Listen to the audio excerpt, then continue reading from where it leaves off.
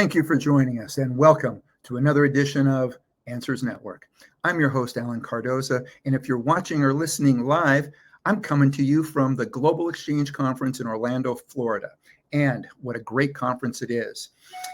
If it involves addiction, wellness, or mental health, you will find resources to help you in those areas right here at this conference. Now, if this is your first time watching or listening to the show, I want you to know that every Monday from 11 a.m. to noon Pacific time, this show will bring on special guests that can inspire, educate, and in some cases entertain, while bringing answers and options to making our lives happier, healthier, and more successful. And I'd really appreciate it if you'd all do me a big favor. Please forward one of our shows to your social media group, and know that sharing my show and others like it that focus on improved health, happiness, education, and success is one powerful way we can make a positive influence in the world together. Now, a question that we've had from multiple listeners relating to workplace bullying. The most recent comes from Marilyn in San Francisco, California, and she writes, I've been dealing with a manager that bullies me into doing her work and then takes credit when it was done well and blames me if it's incomplete or not to the general manager's satisfaction. I have tried talking to my manager about it, and she threatens my job if I go over her head. I'm a single woman and can't risk losing this job. Do you or one of your guests have any suggestions? Now, fortunately, to discuss this and more, our guest, Dorothy Suskind, is a respected assistant professor in the Education and Counseling Department at Longwood University in Virginia.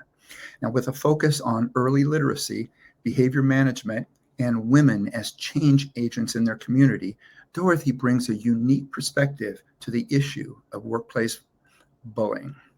Now, she serves on the research team and executive board of the National Workplace Bullying Coalition, further solidifying her expertise in this field.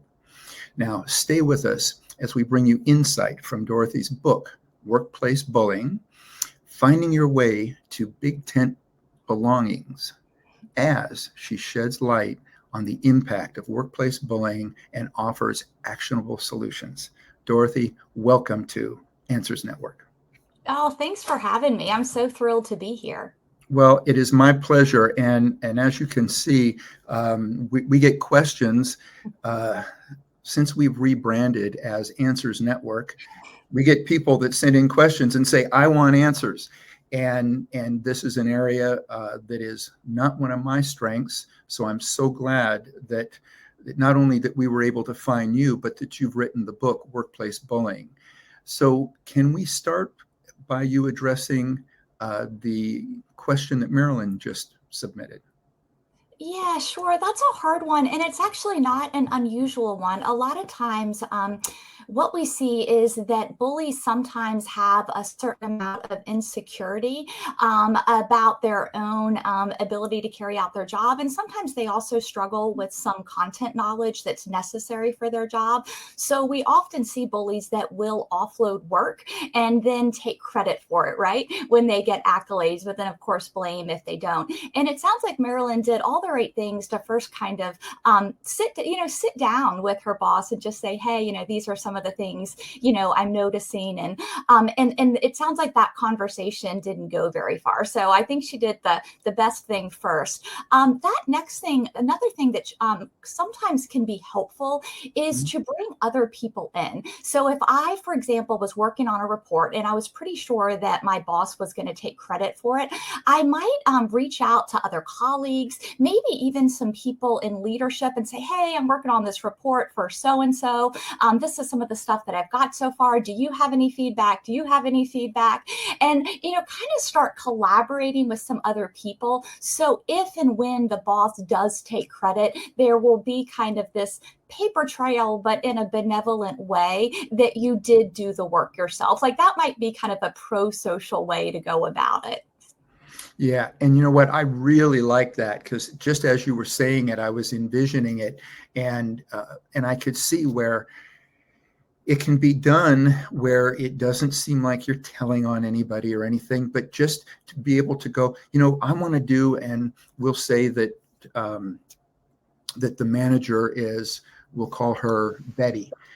And, to be able to just say to somebody higher up on a particular subject, I want to give Betty the best possible information in regards to this project. I want to do it the very best for her and for you and for this entire company. And, I noticed that you have a little bit of extra knowledge in this area. So maybe if you could give me some input. Now that they've put that input in, now when Betty takes full credit for it, that person may not even say anything that's above them. I think they'll just put it in the back of their mind and go, okay, we know what's going on here. Exactly. Yeah. So anyway, I think that's great advice. Now, as I brought up in the introduction, you have a wide variety of knowledge in different areas. So share with us, what was your inspiration to choose workplace bullying as the topic that you wanted to write about now? Oh yeah, that's a great question. I would say first, we just know that bullying is something that impacts so many people. The research shows that about 30% of workers are bullied, and unfortunately, we thought like during the pandemic that perhaps it would get better, and we actually saw the numbers go up for remote workers as high as 40%. And then, of course, just in general, the number of people that are touched by bullying is much higher. The Workplace Bullying Institute, which is run by Gary and Ruth Namey, some of their research shows that 76 million, I mean, that's amazing, 76 million Americans are impacted by bullying in some way.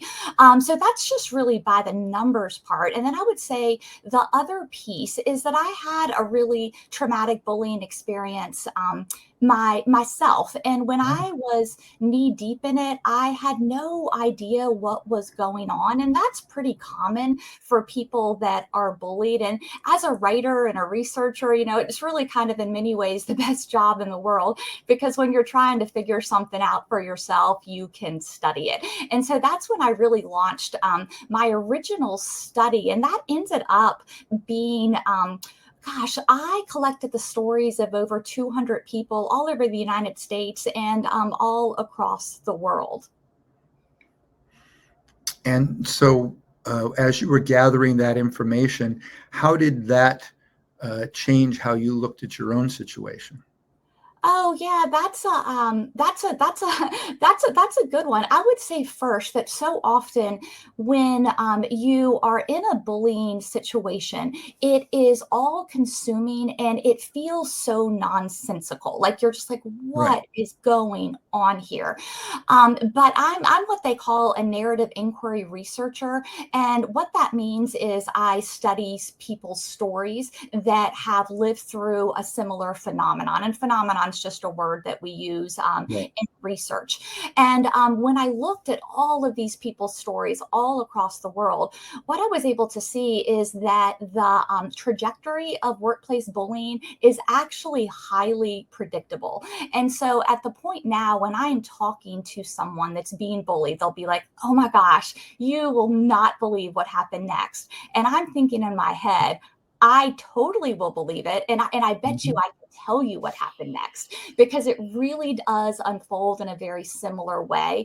And so I think being able to situate my own story into the stories of others, and also like into the global research, was really helpful. And I sometimes think about, Kubler-Ross, who did that groundbreaking research on grief. And when we're thinking about the Yeah. stages of grief, it's so helpful to kind of know what's happening. And I really wanted to do that for workplace abuse. Say, hey, this is what's happening to you.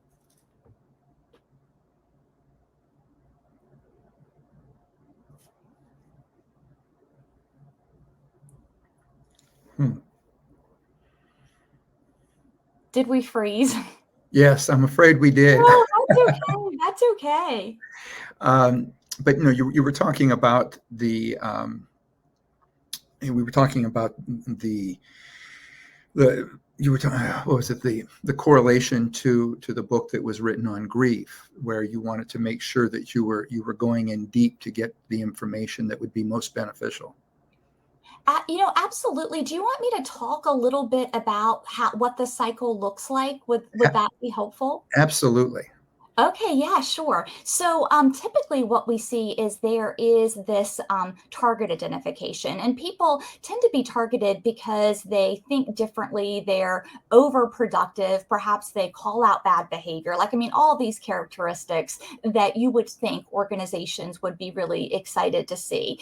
And then that next stage, that stage two, sometimes Yeah. I'll call like jealousy and battle plans. And sometimes the bully will pretend to be friends with the person that they are targeting. And this encourages the target to kind of disclose personal information that will later be used against her. So perhaps she's like, oh my gosh, I love to write. And so later the bully will make sure that she doesn't get an opportunity to write. And then there's usually in stage three, a precipitating event, and the precipitating event is 100% not the cause of the bullying, but it's just kind of that opportunity that the bully will use to rally the troops. So perhaps the target gets a promotion or puts forth a successful Right. marketing campaign. And then the bully will be like, oh my gosh, if, Dorothy's getting all this recognition, it's going to hurt our opportunities to get funding or our opportunities to get promoted.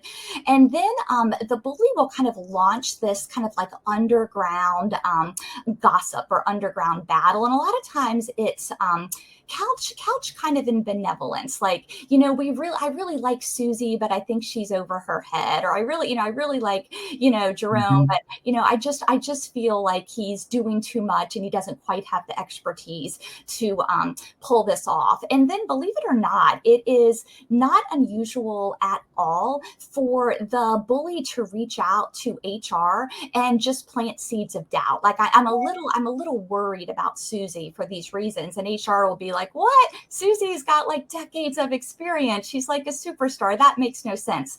And then the bully will reach out to the bully's boss as well. And really all that's doing is kind of like laying the foundation, Right. planting those seeds of doubt. And then that next stage, that stage five, is sometimes I'll call the escalation and mobbing. And bullying really isn't about one person. I mean, it takes a culture to pull this Right. off. And that is that point that oftentimes the bully will go back to HR, convince HR to put the Wow. target or the victim on a PIP, like a performance improvement plan, that will have unreasonable work demands, and then encourage bystanders to join in, and the target will be excluded from meetings and punished for not being there. And then really that final stage, unfortunately, is kind of that final wrap up and resignation. And unfortunately, the majority of people that are bullied, a lot of the research says as high as 70 to 74% end up losing their job, whether they Hmm. quit or constructively discharged or something like that. And one of the thoughts that I had while you were saying that is, how do we keep from being sucked into that? I know that in some of my own situations where I've been working with others, and somebody will start a conversation, sort of like, because she told me that and I'll go, wait, hold that thought, and then I'll bring Susie in. Okay, so tell me again now, what is it that you're concerned about? And they can't say it in front of them, because that part doesn't work for them. And after a while, what happens is that person, they won't go to me anymore, because they know that I won't even listen to that kind of gossip. Instead, I want that person right there. And in the same sense, I'm also saying, and if you're doing the same thing in regards to me, I want to be there too. I'll let these other people know that, yeah. And if anybody ever, starts to say something or whatever, just pull me in, because I'd love to be able to address anything that anybody sees as one of my shortcomings. I love that. I think that is a fantastic strategy. And I think a lot of like what you just said, part of it is if there are very open discussions at the organization about what bullying is, that kind of helps people recognize number one, what could be happening.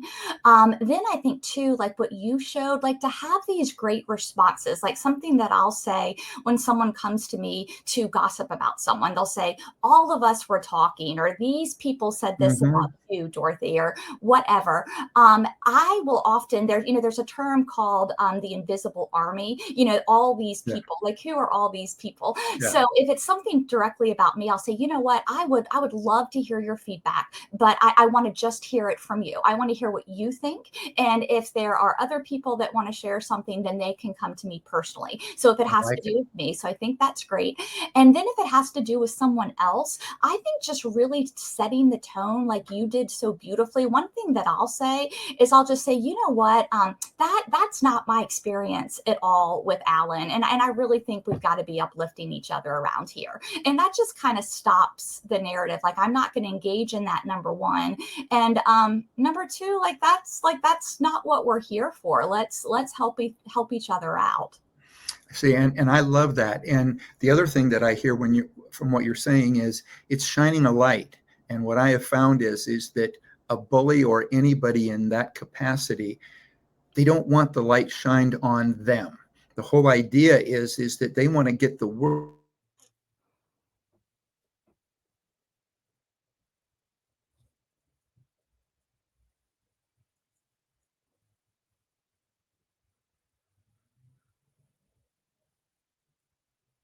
the internet that we can't control. You did freeze for a minute, but I heard the Yeah, part about but shining a light on them. Yes, I yeah, 100% agree with that. yes. Now, again, as I brought up in the introduction, that you have extensive experience in the field of education and counseling. How much of the workplace bullying do you think is learned in our school system, and could it be reduced by starting with children at a very early age, that it's neither cool or acceptable to do this? Yeah, no, yes, and yes, and yes. One of the things that we see, unfortunately, is that children who Wow. bully tend to continue to bully throughout their adult lives. And we see some correlations, like they tend to lie more. We see higher rates of harassment. We see higher rates of dating violence. And I also study sexual assault. So that's something near and dear to my heart. And when a child is successful at forging a sense of belonging, because I really think that that's what we're all seeking, is we're Right. seeking to belong in some way. And some children don't know how to do that. And perhaps it's that they don't feel like they belong at home, and they don't feel like they belong in their community, and they don't feel like they belong at school. And so they start to kind of create these altered realities where they can manipulate and threaten others in order to kind of create this inner circle. And when that works, like, when the system works, we work the system, then kids will keep carrying that out. But I 100% believe, because I've taught my entire life, and I've never met a child that I didn't think was beautiful with potential. And I think that if we start really early, and that we can help him or her create and find a sense of belonging for authentic reasons, that a lot of this goes away. And when we look at bullying programs that have been implemented across the United States and the world, the United States is actually a bit behind on bullying research. What we see is they need to be really wraparound services. So there needs to be Yeah. school-wide policies and school-wide training, but then there needs to be training for faculty, training for Mhm. families, which is really important, and then Yeah. workshops for children where they can work through scenarios, and then one-on-one intervention with kids that are bullying and then kids that are being bullied. Um, One of the things, again, I mentioned in the beginning is how much we love success stories. But before we get to some of those, can you share some of the examples of some of the more detrimental effects that most people maybe wouldn't normally recognize, that comes from workplace bullying on either individuals or the organization themselves? And then share what are some of the crucial things that leaders can do that would address these issues and hopefully shut it down? Yeah, absolutely. There are so many opportunities to do this better and to help people. So there are as far as the fallout, they're pretty significant. So for individuals, we see all kinds of different things as far as migraines, having gastro issues, having anxiety, suffering from depression, having symptoms of like complex PTSD. A lot of times, believe it or not, it's not unusual for the first person to say, "Gosh, or is something going Yeah. on at work?" To be the primary care physician. Like they're sometimes the person that kind of gives that. Warning call about, hey, this is, And something. how much of this often transfers over to do you have people at work asking, are you having trouble at home? When in reality, it's actually stemming right from the workplace. Yeah, no, that's a great question. Usually, the person that's being bullied knows that something's not right. And a lot of times, they're talking to their partner or talking to their friend and saying, hey, this thing is happening to me. And a lot of times, people will not take that seriously, not because they don't love the person, but if you don't understand the detrimental effects of bullying, you might just say, it's just a personality conflict, don't worry about it, just get over it. So the person being bullied will oftentimes talk about it outside of the workplace, Right. but they're not really getting anyone to take them seriously until that primary care physician says, whoa, we've really, we've got something, going on here that we need to address and immediately.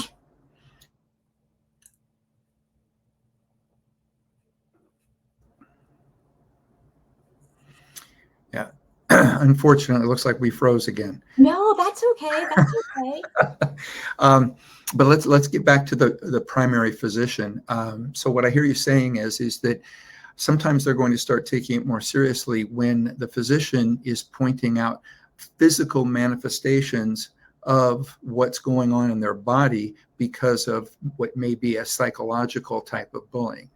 Absolutely, absolutely. And then some of the things that we see for organizations are we definitely see productivity go down when you have a bullying culture because bullying isn't just about one person. It really is a cultural issue. Will absenteeism tends to go up. There's also something called presenteeism, which we don't talk about as much. Then that's when people come to work even when they're not feeling well because they're so scared to miss work that something is going to happen to them. The morale goes down and people across the organization tend to disengage. We see healthcare costs go up because people are having to go to the doctor. Companies start to lose their top employees because the people that are bullied tend to be the high performers, really creative risk takers doing that important work. You have things like litigation costs go up when lawsuits are filed, and just also those reputational issues that the organization starts to get, just kind of a story that nobody wants to work at that place. Now you brought up litigation, which I live in California. It's a huge problem. um, so what at what point is the employer going to be held more liable? In other words, what are some of the things that they can do? So if we have employers that are now watching going, yeah, but I'm doing everything I can and nobody's telling me. And if they don't tell me, I can't put a stop to it. Where are they drawing that line now as to in a lawsuit, if it was the employer or if it was an individual that was going way past anything beyond what is allowable within the company? They just didn't know it. Yeah, no, absolutely. Unfortunately, within the United States, we are only one of the only industrialized Western nations that doesn't have protective work legislation outside of protective class, like race and gender, Mhm. and things like that. So the first thing is to really have a workplace bullying policy, and lots of organizations do, but plenty do not. So that's a great place to start. There are also a Mhm. number of bills that are out there right now, the Dignity at Work Act, the Healthy Workplace Bill, where states are trying to pass that legislation. They've yet to be successful.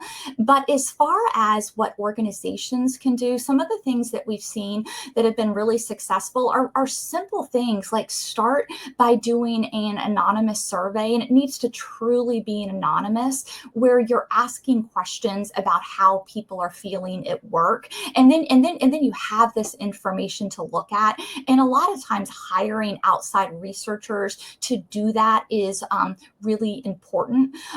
Then too, when you're getting feedback from people that this one individual is bullying, so often, especially if the bully is a top producer, organizations will just kind of like put their head in the sand and pretend it's not happening. But to offer that person coaching, think about like what are the skills that that person has that are lagging, and how can we address those skills. And then sometimes it means that that person is just not a good manager and can do something else in the organization, but shouldn't be in a management position. Some other things that we encourage organizations to do is to look hard at the type of people that are promoted. So often in companies, we see that people are promoted simply because they've been there a long time. And certainly Right. seniority and longevity matter, but it's not a reason to promote someone. Or they're yes people, like they just do what they're Right. asked, but they're not necessarily thinking critically. And two, some things that we talk about, we know the research is pretty clear about characteristics that cause toxic cultures and characteristics that encourage creativity and productivity, and to look at those characteristics. And it's great to do that with a group of individuals from across the organization on different levels and get feedback on that. Like, how are we doing here? Yeah. We're speaking with Dorothy Suskind, and the book is Workplace Bullying. When we come back, Dorothy, I'd like you to share some of the common misconceptions about addressing workplace bullying that I know your book dispels. So again, we're going to take a break for everybody. Stay with us. We'll be right back. You're listening to or watching Answers Network. Conflict International are experts at uncovering the truth. Our specialist team has decades of experience in providing a range of bespoke investigation and intelligence services to companies and individuals. Whether you need professional screening or background checks of employees, due diligence of potential clients or business partners, asset tracing services, or surveillance, Conflict International has a rapid response team on hand to get you to the heart of the matter. Our key strength is in our global capabilities. We can tap into an extensive network of trusted professional investigators based in most jurisdictions worldwide, enabling us to go almost anywhere a case takes us. Conflict International has decades of experience with a diverse range of skills among our team, developed from backgrounds in military and security intelligence services, as well as practiced lawyers. Visit our website today at conflictinternational.com to find out more about our services. That's conflictinternational.com. Global reach, local knowledge. And we're back. We're talking about workplace bullying. Our guest is Dorothy Suskind. And when we went to break, I asked, what are some of the common misconceptions about addressing workplace bullying that your book dispels? Yeah, that's a good question. I would say that one thing that we get from a lot of organizations is they're like, you know what? If we start asking about workplace bullying, then we're going to start hearing all kinds of complaints, and it's going to cause all kinds of issues. So we just don't want to talk about it and pretend it's not happening. And what we know is that if we don't purposely craft inclusive cultures, that they don't happen on their own. So I would say that that is really important. Another piece that I hear quite a bit is, okay, like we had this bully and we gave her coaching, it didn't work, and we fired her. So now the problem is solved. And what we so often see, especially when someone is let go, is that they're asked to sign like a non-disclosure agreement, and then the organization's very scared to talk about what happened as well. So the person just quietly disappears and there's no discussion about it. And because bullying is not individual, it's cultural, if you fire the bully and you don't have a cultural audit and really look at what went wrong, then you're just going to have another person that gets into that place. So you really have to pause and say, let's talk about what happened and let's come up with a plan so that it doesn't happen again. This concept of firing or letting go, or them just quitting because they're fed up.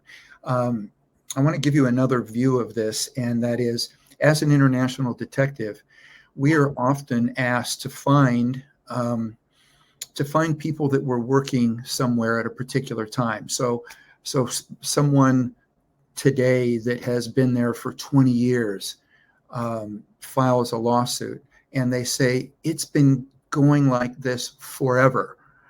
But when we go and interview some of the existing people that are working there, they're afraid. They're not going to say anything bad about their manager, general manager, or whoever the suit is against. So as investigators, we will go out and we will find people that were let go, or people, ex-employees. Well, unfortunately, the other side goes after them by saying, well, they're just disgruntled because they were let go. And so you have this, their credibility is being attacked, which means that we really have a system to where it makes more sense for an employer to get rid of somebody, so that if they have a problem later, that they've already discredited them. This is just so backwards to me. How do we fix this? That is a tough one. And one of the things that you said, like a lot of times when someone speaks up against harm done to them, it's a pretty common tactic to attack that person. Yeah. There's a researcher named Jennifer Fried, and she coined the term DARVO, which stands for deny, attack, reverse, victim, and offender, which is the idea that I'm going to deny anything happened, that I'm going to attack the person for saying that I was bullying, and I'm going to discredit her. And then I'm actually going to turn the tables and say, no, she was the one who actually did the bullying. And we've seen that strategy is really effective in court cases. It's really effective in the workplace. But interestingly enough, simply educating, whether it's jurors or educating people in the workplace about what DARVO is, can actually decrease its effectiveness. The other thing that I feel really hopeful about is there's an organization called Lift Our Voices, and they've worked really hard to pass legislation that would prohibit non-disclosure agreements in cases of sexual harassment and abuse. Because so often what we're seeing is that organizations will say, oh my gosh, this has never happened, but they've got a whole line of non-disclosure agreements. So the abuse has been going on sometimes for decades, but there isn't a record of it. Yeah, and that's an incredibly frustrating situation, because here somebody does put themselves out there by deciding anymore, I'm going to file a suit, and then you have the other people that are still there, or people that have left that Right. that don't want to get involved because they don't want to be attacked again. They don't want somebody going after them to discredit them. Anyway, it's just an incredibly frustrating situation. What was the name of the person you said that created DARVO? Oh, yes. Her name is Jennifer Fried. It's Freyd.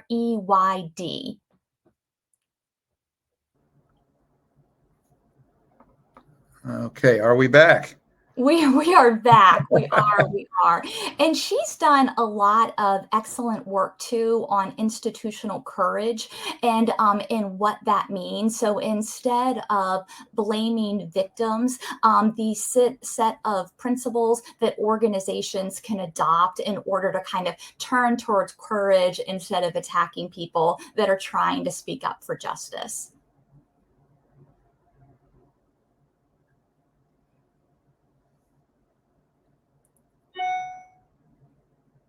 I know we keep freezing. I'm so sorry. Yeah. And again, well, here's a good conspiracy theory then. Whatever the internet provider that is handling this right now may not be taking care of their employees well enough, and they don't want this message out there. That could be it. And I'm a teacher by trade. And like with my See? students that are training to be teachers, we just talk about we can roll with anything. We don't worry about it. Oh, yeah. And again, I teasing when I say that, the conspiracy theory is it's happening on purpose, because they don't want this message out there, whatever big company it is that's doing it. So anyway, there's some archetypes that you talk about in the book. I think at one point you refer to them as the 6 archetypes of characters that are involved in workplace bullying. Tell us a little bit about those, because there might be people that at work you're going to name one of these and they're going to go, "Oh, that's the one that we've got at our company." Oh, yeah, absolutely. So, yeah, part of it, like I said earlier, I'm a narrative inquiry researcher, so I study story. And part of doing that work is we try to see who are the typical characters that emerge. And I really saw 6 characters emerge. And I talk about these in depth in my book, but super brief is first of all that creative, and that's the person that is targeted, usually a big thinker, a content expert, is different in some way, but also like highly ethical, like willing to call out bad behavior, like those whistleblowers. And not everyone's willing to do that because there are severe repercussions for speaking up. And then I call the bully the dragon, kind of a nod to Joseph Campbell's work on the hero's journey. And usually there's just one dragon because organizations can't handle more than one. And that person tends to, really enforce the unofficial rule book. They tend to have basic content knowledge, but they're not experts. They have somewhat of a loose affiliation with the truth. A lot of times we'll see these people lying even when it's not necessary. They kind of have an overinflated sense of self and play up their accomplishments in a way that is not truthful, but they're also very concerned with appearances. So they like to keep their claws clean, and they kind of bring in who I call the shapeshifters to do their dirty work. And the dragon also treats the people that work for her in one way, but presents like a completely different persona to the higher up, so that she comes across as professional and caring and an expert. And the shapeshifters, I really think bullying in most of life, like as I mentioned earlier, goes back to this idea of belonging. And the shapeshifters really want to belong, but they just don't know how to do it. And so they kind of latch on to the dragon and do her dirty work. And in exchange for that, the dragon lets them be kind of part of the inner circle. So then they feel like they are part of something, even though it's malevolent. And then you've got the community builders, and these are generally like great people. They're showing up to work, they care about the organization, they're mission driven, but sometimes I'll say that they're a little bit willowy in the sense that they understand the hidden curriculum, like what you're supposed to do, but no one talks about. Mm-hmm. But they just don't want to rock the boat, and they don't want to come under attack. And so even when things are going wrong, they kind of put their head down and they just do what is asked, even if they know that it is wrong. So in that sense, they're kind, they're trying to do the right thing, but they do contribute to the bullying, because if we don't speak out, then we really are part of the problem. And then organizations tend to have one or two people that are in charge, because a lot of times it's not the dragon that's in charge, it's the people above the dragon. And what we see almost always is what I call like the figurehead. And that is that person who, in order for him or her to feel like they belong, they want to be liked and they want to be seen as competent. And so they really do their job. They spend a lot of time like checking off boxes, and because they don't want anything to go wrong, they tend not to trust other people. So they micromanage their employees. And then when someone says, hey, this thing is happening, I need your help, they kind of like shove it under the rug, because they don't want anything that they're involved in to come across as negative. And so that's what we unfortunately typically see. And when someone's being bullied and they go to a figurehead, their concerns are unfortunately probably going to be dismissed. And then every once in a while, you get this rare breed called the leader. And I'll sometimes like refer to that person as like the unicorn, because we unfortunately like rarely see them. But that's someone that that really believes they want everyone to belong. They want all voices to be heard. They have a strong content knowledge. They usually got to where they are by disrupting the system. So hearing diverse voices and people that challenge them, like they're excited about that. That doesn't make them feel insecure. And when someone comes and says, hey, Can you give us an example? Yeah.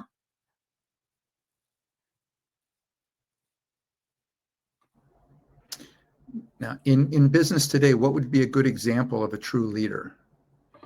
Do you mean like a specific person? Yeah, a specific person. I actually thought about it when you said a disruptor, and when I think of disruptor, I think of Richard Branson. But I mean, of some of the people that are the names most people, who would you put in that category of they've shown all of the characteristics of a really good leader? Oh gosh, Alan, I don't know, because before I would say that, like I would really want to know who that person was at their core, because so often you find that the person does amazing things, but then you read more about them and they treat their employees like dirt. So I'm scared to say an exact name, but I can say Gotcha. something from personal experience. Okay. One of the folks, when I was a doctoral student a million years ago, my dissertation chair, and she's still my dear friend, her name is Jane Hansen, and she was absolutely a leader. She's a content expert. She's a disruptor. She calls out bad behavior. When people go after people that she's responsible, she speaks up, even at great cost to herself. She does the work that she believes in, even when she's beaten up for it. And those are rare breeds. And sometimes a personality type that we'll see are people that found companies. Like founders tend to be disruptors, content knowledge, passionate, there for the right reasons. Now, unfortunately, sometimes they lose that once the money starts coming in, but I think they start that way. Well, I just glanced up and we have about 6 minutes left.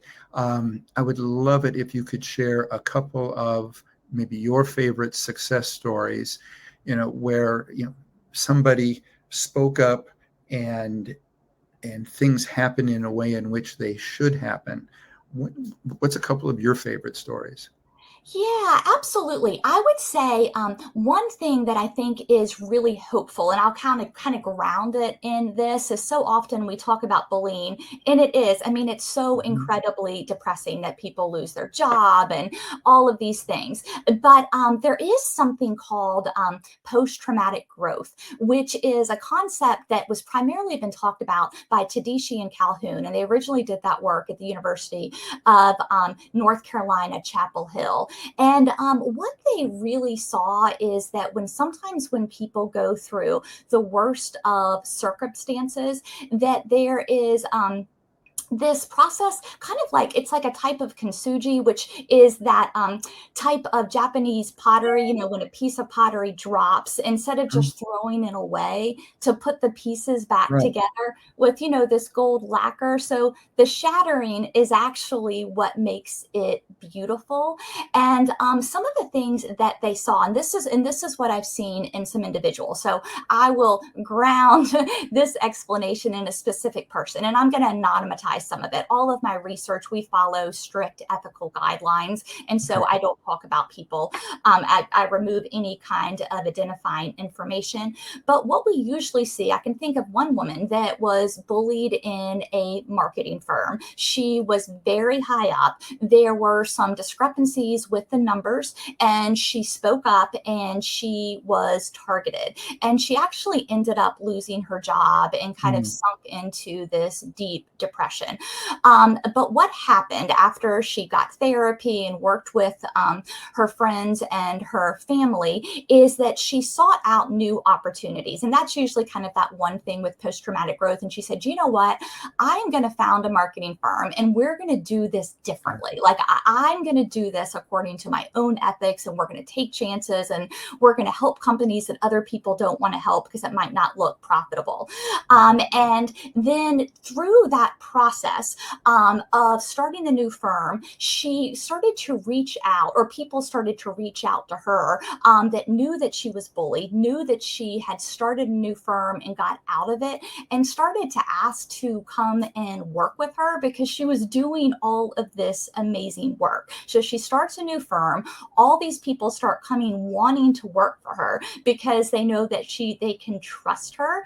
And then she started doing some charitable work where she was giving back to organizations that support people that have been bullied. And she's been kind of also kind of a voice in politics. And that's all I'll say, so as not Okay. to give away her identity. But that's usually what we see, is that someone takes something bad that happened to them and they try something new. And in that space, they make new relationships. They start to celebrate all of their strengths, and they get kind of a new lease on life, kind of thinking about the world in a way, instead of just kind of climbing the hierarchy about what's truly important and what is going to lead to true kind of happiness and service. Well, what I love about that story, and for anybody that's listening that's maybe going through a difficult situation, is here's somebody that knew that they were good at what they did. They went out, started a new company, and they showed an inclusive culture that was so attractive that the good people started gravitating towards them. So I think that's beautiful. And I think if things like that could happen more often, those companies that are not providing that kind of culture will start falling by the wayside. Absolutely, because so much, one of the main reasons that bullying is so detrimental to people's health is that there is kind of this loss of belonging to their work community, but also to themselves, because someone takes their reputation and really hijacks their story. So all of a sudden, somebody has painted a picture of you that you don't even recognize, and Mhm. you lose yourself. So much of the healing is taking back your story, saying, I know who I am, and I know I can do good work, and I'm going to use that knowledge and do something beautiful in the world. And so many people will say that coming out of this experience, they actually like themselves more because their priorities change. I like that. Dorothy, thank you so much, not just for what you're doing or, for coming on the show, but for writing a book that truly is making a positive difference in the world. And again, for those out there, the book is called Workplace Bullying. It's by Dorothy Suskind.